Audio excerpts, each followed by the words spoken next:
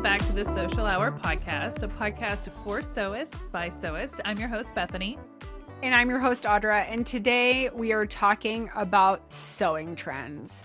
And we realize this episode is airing like mid-2025. We're just going to be talking about sewing trends that we're seeing now and that we think will continue on. And maybe that gives us a good opportunity to do like a 2026 like fashion trend kickoff. But today, we're just going to talk about sewing trends that we're seeing here in mid-2025. I feel like it's objective, subjective, objective, whatever the word is. But I feel like at the end of the day, we've talked about this before. You don't have to do what's trending. It can just inspire you to try something new. And so that's what we're hoping to get from this episode today. But we want to kick off with our icebreaker. We would love for you to answer this icebreaker in our Facebook group, The Sewcial Sewist. So hop on over there and request to join if you haven't already. But this week's icebreaker question is, what's one sewing trend you're eager to try this year? Audra? Mine is visible mending. I've been doing it more and more, but not as much as I would really love to do it. I think there's such a place for it. Charlie was super excited. She had me mend this denim patch on the outside of her sweatshirt, and I was kind of surprised. She wanted it like really, really visible, and she just loves it. She loves sewing off this like denim patch with some heavy stitching and wearing it around and saying that I did it, which I selfishly love. And I just did some visible mending to a pair of Dave's jeans. And I just think it's so useful, but then also just a really cool accent to your work. So I really want to work some more visible mending in. I wouldn't say that mine is like a sewing trend. I just think it's never going to go away. And that's long arming. I really want to learn how to long arm. It's truly like the one area of sewing that I have not ventured down. I'm eager to learn. So I'm hoping that I can get exposure to that at some point this year. If not this year, next year for sure. Maybe I'll focus more on free motion quilting or embroidery quilting on my sewing machine, home domestic sewing machine, before I dive into long arming. But that is a hot focus for me right now. It kind of came out of left field. You got a bug in your creative bonnet. It's talking to you. I got an itch that I want to scratch so bad. So bad. I was like, I'll never be a quilter. That's my mom. I don't want to be a quilter. And here I am, like, obsessed. I'm like, garment sewing, what? Like, I just pivot and I have to change it up, or else I get bored. I need something that's going to challenge me, and that will definitely challenge me. And I've never backed down from a challenge. How do you want to dive into this one? We'll talk about sewing trends, just some things that we're seeing, and they might be things that we are completely on board for, and some things that we're like, not so much on board for. But we're just going to talk about what we're seeing, and I can kind of kick it off with, we're seeing a lot of statements. And when I say statements, I mean embroidery accents or a lot of keychain accents, charms on bags, 3D elements on projects, whether it's a 3D element on a quilt, on a garment, on a bag. Just seeing a lot of, we'll call it personalization, of really making it a statement of your handmade project. I love seeing that. And even when I was traveling abroad, you saw a ton of bag charms on very, very high-end bags. And you're also seeing that on handmade and people making it their own. And I think those 3D elements are really fun to see. What's really, and we've talked about this before, it's really fun, and I've gotten into them, is tags. Whether it's for a crafty project, a bag, a quilt, a garment, whatever it is that you're making, like custom tags, fun tags, tags that align with the fabric you're using. I recently bought some custom printed book themed fabric to make a bag with, and they had coordinating charms, they had coordinating tags, they had coordinating everything, and I was like, well, add it all to cart, please. I need it all to coordinate and be matchy-matchy. It's definitely become more and more trendy. Speaking of trendy, I would say that we've also seen a resurgence of the 90s, which we've talked about before. 90s and 2000s with certain prints. So plaids or different styles and things like that. Dressing things down that are normally dressed up and vice versa. I would say that that's definitely something else that we've seen kind of make a comeback, which is kind of fun, but also a little terrifying. It is absolutely terrifying. And speaking from the mom of a preteen girl, when you walk into Target and you see like this 90s collection, I think it's just kind of starting to phase out, but the lingerie inspired tops and skirts. And I'm like, what were we thinking? And then I look at my daughter and I'm like, you are not wearing that. So just keep dreaming. A, no. And B, no. We're just moving on from this. I think we're seeing that a lot. I mean, Doc Martens are back huge. Steve Madden's are back huge. So that 90s nostalgia is really strong. And it's definitely showing itself in sewing trends. But man, you know, it'd be fun as like a 90s inspired like quilt, like almost like a grunge quilt or like a Clueless inspired quilt. I'd be here for it. I also, it kind of makes me think of like when we were together last, I came up to visit. We both brought a t-shirt and we went to that little craft event at, I don't even know where it was, but is that Monona Terrace in Madison? Yeah. It was just like a free public thing where people could come and craft different things. And they had a thing for how to like upcycle a shirt by cutting it and knotting it and tying it and doing all these fun little things. And they had like instructions. And we both brought a shirt and I'm like, gosh, I used to do this in high school. Cut up my shirts, like my cheer shirts and stuff, and wear them to like gymnastics and like tumbling classes. We did that, and we both did it like down the sides of these shirts that we brought, and it was fun. Like it was just, I think there's so many trends that come back. We all have t-shirts. How can we take what we have and like make it feel new or refreshed?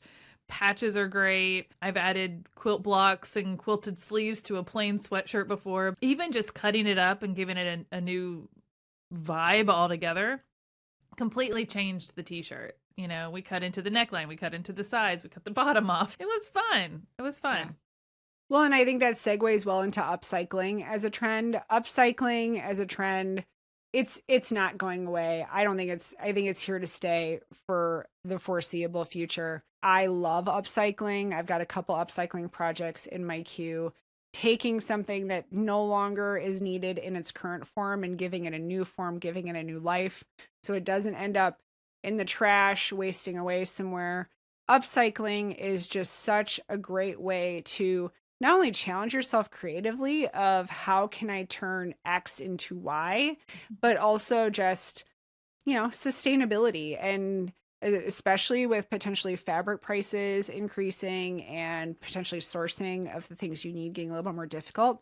How can we get a little bit more creative with the things we have at our disposal that are taking up space in our closet and we're not necessarily wearing anymore? One thing I've seen is if you have like a bag that you're no longer going to use, maybe it's real beat up or whatever, you're not going to upcycle and repurpose that bag maybe, but you can remove hardware from it, so you can repurpose the hardware to make a new version of a bag that you can use with the materials you have. I think that there's upcycling. A lot of people think, oh, I can take this quilt and make a coat, or I can take this pair of jeans and make a bucket hat. But we forget, and myself included, the value that is in those accessories, like the hardware, because that stuff's not inexpensive. I've seen people literally rip a perfectly good zipper, or hardware pieces, clips, clamps, all closures, all sorts of things, bag feet off of old bags that they're not going to use, and then they have like all the stuff they need to make another bag. Just keep that in mind. If you haven't thought of that before, maybe it'll inspire you. I've even seen people use like old belts. So yeah,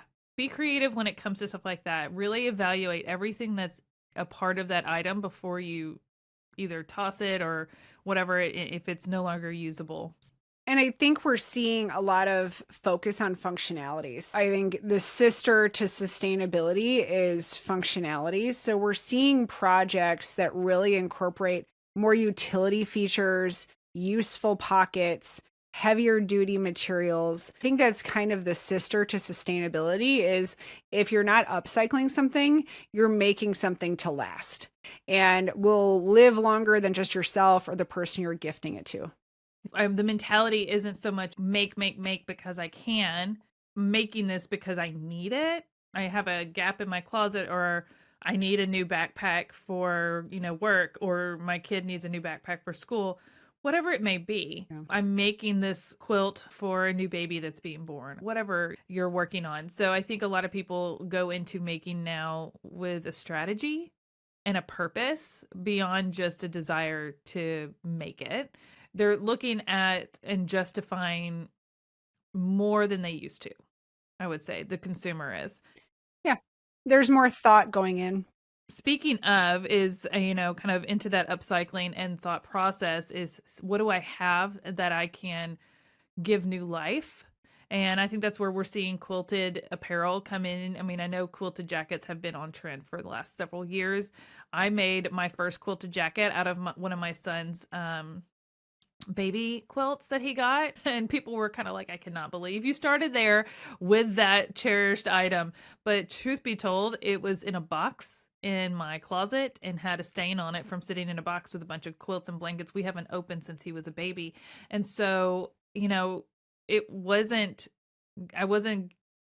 treating it kindly in that sense. I didn't mean to, but it was just like out of sight, out of mind. And I wanted to use what I had, and it worked, and I love it, and it gave it new life. And now it sits in my closet, and I get to see that quilt every time I open my closet versus being in a box that I hadn't looked at in 17 years. There are things hiding in our own home. Maybe it's an old pair of curtains. Maybe it's an old comforter or bed sheet. It could be anything, that you can utilize. And it's not just quilted coats that we're seeing with the quilting apparel. I'm seeing it come in forms of like vests or hats or mittens, or even inserted into existing apparel, like adding a pocket or a patch to a denim jacket or down the side of a pair of jeans to make them flare and have the quilt in that flare. I've seen people put quilting stuff on different types of t-shirts and sweatshirts and stuff as well. I've done that personally. So I think that there's a way that we're seeing people who do quilt that want to do garment sewing kind of bridge the gap between the two, or those who do garment sewing that want to get into quilting bridge the gap between the two, because they can work together. They're not opposing types of sewing at all. They can be merged together, and I feel like I'm seeing the quilting community embrace that more, and vice versa. Kind of what got me more interested in quilting, to be honest, and make that gap, that bridge between garment sewing to quilting, which is why I'm like obsessed now, and I want to do long arming. Maybe that was the catalyst right there. Yeah, I really think quilted apparel is not going anywhere. I remember a couple years ago, I was having a conversation with someone, and they're like, "Oh, quilted jackets are here and gone already." And I was like, I don't think they are. And then it all exploded. I've seen quilted joggers. You've got everything. You made your quilted shoes. I don't think quilted apparel is not going anywhere. It's really just a matter of what is your personal limitation, because you can really do anything you dream of when it comes to that. Well, and I think quilting in general, people just assume you're making a quilt, like a flat quilt that someone's going to put on a bed or over a couch. But people make quilted bags. You mentioned my shoes. You mentioned the clothes. Like, people are finding creative ways to bring new life to the idea of quilting in general. We always find new ways to upcycle clothing. We always find new ways to incorporate denim or embellishments. Like, it's always a cycle. And I think what's fun about it, I get to I have this freedom to just do whatever. I can make it something that only I do, or it can be inspired by what I've seen someone else do. But you can be a trendsetter. You don't have to follow a trend that you're seeing elsewhere. You can get inspired by it, but those trends have to start with someone. Well, and I think a trend that will never go out of style in sewing is the flip side of pushing the limits is just the basics. These are skill builders as well as things that you can utilize in your closet or in your daily life, whether it's making a tank top or making a quick pair of joggers or placemats or napkins or any one of those things. Those utility projects, those basics, those skill builders, those are great places to do. Maybe even your resets. Maybe you're trying to get your Sojo back, like we talked about in a previous episode. Doing those little projects, those basic projects, those are never going to go out of style. You can always use them. Your family can use them. Those are great reset points in regards to sewing. And that's a trend that will just never stop.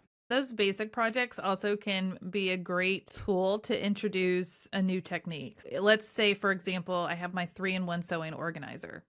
It's great. It's a utilitarian project because I use it in my sewing room every day. I've also taken the opportunity to embellish it with applique. It's a great little project to add a little applique to, and you're like, hey, I practiced my applique, or I learned applique. So I think those are great projects to kind of expand and try new techniques or new things in sewing, practice decorative stitching, those kind of fun things. Utilize those like basic projects or entry-level projects, beginner-friendly projects as a platform, just because it's a technique that like quilt as you go. Maybe you already know how to do quilt as you go, but maybe you're turning that flat quilt as you go placemat into an actual zipper pouch, and now you're learning to do zippers. So I feel like there's always an opportunity to level up, and to your point, learn something new. And those basic projects, I create a lot of them because I want to give you a clean surface. It's a sewing blank, so consider like, all those the basic, and then now I've given you the basics to build this. Now make it your own. You can put it together, but what are you going to add to it? Are you going to use a different type of decorative stitch or a different type of fabric? That's where I'm always kind of my mentality of like, I'm going to give you the basics to make this, but then you, the creator, get to make it your own and make it your own little trend that fits your style. So I think we'll wrap it up with a trend I would love to see in sewing this year. I want to see more romantasy in sewing. We talked about in a couple episodes ago about how some of my inspiration comes from entertainment. And I would love to see some romantasy inspired bags, quilts, clothes. Someone needs to, and maybe I just need to be the one to do it, is like design an Empyrean series quilt with like the dragons on it. Or a really cool vest inspired by Violet Sorengale. I don't know. Someone needs to start the romantasy sewing trend. Maybe it needs to be me. I don't know. Yeah, even just like making a gown that you would wear to like a romantasy ball. Like they have those here in Nashville, and I already know which gown I would wear, but it would probably make me want to make a new one. But I don't know. I love all of that. The rich colors and the fun fabrics you don't normally reach for, all of it. Even so, one of the bag making materials I purchased, the book ones, was a romantasy themed print. And I sent it to you and I was like, you should get this with me. I know. I'm about to start reading ACOTAR. I just got ACOTAR, so I'm about to start reading it. So I should reread. We kind of geek out. We don't want this to turn into a book podcast. But it could. It really could. Do we need a book episode? If we need a book episode, tell us. Like, write in the comments. Say, like, yes, we're here for a romantasy book episode. Once a month segments. What are you reading or listening to this month? We could do that. Whether it's a book or another podcast or whatever, I think it would be fun to share, because if you're listening to this podcast, you probably listen to other ones, and we would probably over in the Sewcial Sewist Facebook group love to hear what you guys are reading or listening to. I actually have a trend that I would like to see more of. I love when I can see like pretty stitching, not just in quilting, but like good stitching for bags, or pretty like adding a little decorative top stitch to a garment, or adding a little decorative stitch to a collar. It doesn't have to be embroidery, but you can get an embroidery type look without having an embroidery machine. It doesn't even have to be by hand. It could be through your machine, but just those little details to a garment on a collar or the top of a pocket or something around a cuff can really personalize it. And I think a lot of people don't realize how many fun types of threads there are that can really elevate that. There's woolly threads. I don't know if you've ever used woolly threads, Audra, but they are so fun to play with and can really create some fun looks and fun stitchings. I would love to see ways that people incorporate some new designs, I guess is the right word, into their projects, no matter what type of project it is, through some fun threads and fun stitching, even if it's just a straight stitch with a woolly thread. And you can put that thread in a serger, by the way, so it makes a fun like flat lock and ladder stitch. I think it's super fun. I did a whole dress where I stitched down all these little scraps of fabric onto water soluble stabilizer, and before I washed the stabilizer away, I stitched it all down with a thread that literally is pink tinsel. Oh, It, that's cool. it created this shiny, sparkly element to this dress made of quilting cotton scrap. It's so fun, and that's what held this whole dress together. Once this stabilizer was washed away, making your own fabric, like I did with the dress. I've made my own fabric with strips of denim to make it into a bag. Stitches are your friend, and I think a lot of times we're trying to hide the stitches or stitch in the ditch or those kind of things. Let them shine. They are the star of the show. Besides the fabric, they add a whole new element to your project. I say embrace it. I say have fun with it. Variegated threads, one of my favorite things. You never know what it's going to look like, but it's always fun. I would love to see more emphasis on the stitches themselves because they're pretty. I love top stitching. If I love a beautiful top stitching, so pretty. It would be fun. I mean, like we've talked before, 10 minutes, 15 minutes, grab a scrap and put in a fun thread and pick a fun stitch and just see what happens, because that playing is how you decide like, oh, I do love that. I'm going to incorporate that into my next project. So let's work on that. But let's talk about our social spotlight. Who is someone that is either a person, a brand, a tool, a fabric line, a small business that you want to highlight this month? One of the people I follow on Instagram that I think does beautiful work, it's Olivia Herrick Design, which we will link in the show notes. But she is a graphic designer. I hope I'm describing that correctly. But she puts out the most beautiful, just motivational posts on Instagram. The designs are beautiful. The message is beautiful. Whenever her post comes up in my feed, it just makes me smile. And I wanted to share her because I want other people to follow her and feel that same motivational inspiration each day. It always seems, it's weird. It's like the universe knows. It's whatever pops up just happens to be what I need to hear that day. And so it's always happy accidents. But Olivia Herrick Design, and we'll put it in the show notes. I love following her. I'll have to go follow her. My person that I want to highlight is someone that I also follow on Instagram. It's Carly Porter Design. Carly is known for her long arming. See, I tell you, that's my algorithm right now. Okay, is long arming because I really want to do it. But she is known for her free motion graffiti quilting, and she has a whole course on it that she does for those who are ready to level up their long arming. I wouldn't suggest starting with that, but she does some very advanced techniques, but she makes them look so easy. And one of the things I love is she really incorporates her kids into her quilting and long arming, and she likes to do custom printed fabrics as well. And so she has her kids. I just saw this video the other day. Her kids will draw something like on the iPad, like in Procreate or something, like a doodle that they want to, reminds them of their teacher or whatever that they had that year. She'll get that printed on fabric as one big panel, and then they'll put it on the long arm with the batting and the backing. And I think they used a fleece, so it'd be like, or flannel or something, so it'd be nice and soft on the back. And this is her son's doodle. So they load it onto the machine, and then she uses chalk and kind of draws like stitch guides, and then he follows her marks and does all the stitching, all the long arming, and then she binds it and they gift it to his teacher. And that's kind of like what they do every year. I was like, that is so cool, because he was so excited to show her the quilt that he quilted and he designed. And I just love that so much. But her recent project that she did, I think she used like a satin fabric or something on this quilt and quilted it. And she uses a lot of, she really emphasizes stitching and threads and colors and plans it out. And it's just fascinating to watch. And she shares the whole process, the mistakes, the things she would have done differently, the learning lessons, but the wins. And it's just really fun to watch her process. And she seems to have a lot of fun doing it. I took a class from her at QuiltCon a few years ago, and she's a great instructor, and her designs are absolutely beautiful, just stunningly, stunningly beautiful. I'll tell you, she's as great in person as she is on social media. You just never know, but I love that what you see online is what you see in person.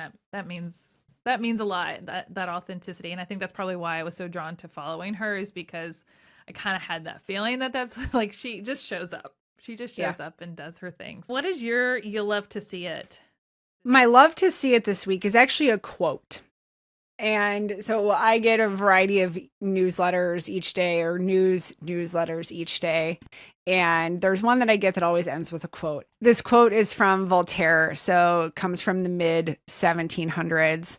And the quote is, "Life is bristling with thorns, and I know no other remedy than to cultivate one's own garden." And I thought that was such a beautiful way to say, there's a lot of stuff going on in life. It's never going to be easy. So just focus on the things you can control. And we talk about this quite a bit, about all the moving pieces of life and creativity as a pressure release. And I think this really talks to, you're always going to have things that are tough or distracting or have your plate super, super full. But the best way to handle that is to focus on your house, on your things, on the things that you can control. Because if you're focusing on the future or you're focusing on the past, those are things outside of your control, but you can control yourself and you can control the present. So bypass the thorns and focus on cultivating your own garden. It's easy to get overwhelmed by all the negativity or all the stress or all the activities that are happening, and just to control what is being put in front of your eyes, because what you consume is what you put out, right? Like, so we just have to be conscious of that, because there's a lot, and there's always something being thrown at us, and info in our face all the time. So I think we have to control our space and what we consume. My you'll love to see it is just summer slowdown. I don't know about you guys. I know some people, summers get crazy because they have all the kids and everything. That is not my era. Okay. So I'm going to speak to myself right now, but I don't know. I feel like there's a summer slowdown. Maybe it's because there are a lot of people going and doing, and I'm not. Like, I don't have a summer vacation planned. I have one trip with some girlfriends for a weekend, but like, I don't have any travel planned. Like, the busy times for me are like Q1 and into Q2, like the beginning of that, like spring, winter to spring, and then like fall into Christmas is crazy. But summer is just feels easier.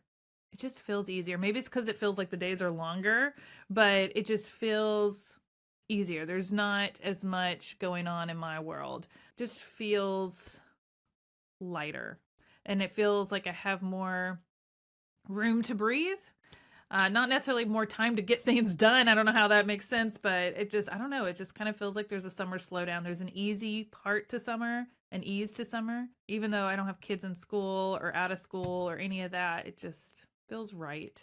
Yeah, you may have a lot still going on, but mentally there's not as much pulling on you. No. Or maybe I'm just delusional. I don't know.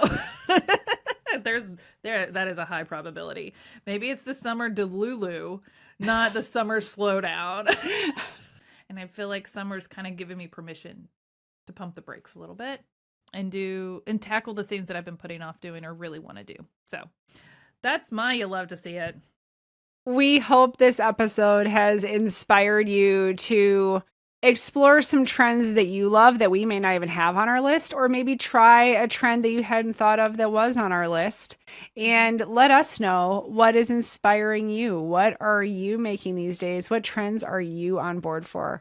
You can put those comments in the Social Sewist Facebook group, message us, email us. However you would like to get in contact with us, Bethany and I are always available to hear about all your makes. And we look forward to seeing you on our next episode. Yeah, and next week we're going to be talking about the fabric fundamentals of bag making. We haven't really dove into bag making a whole lot, but I'm excited for this topic. And even if you're a quilter, this is going to be for you too, so don't worry. But we're going to be diving into a lot of that and those resources we like to use. So tune in for that, and we'll see you next week. All right, guys. Happy sewing.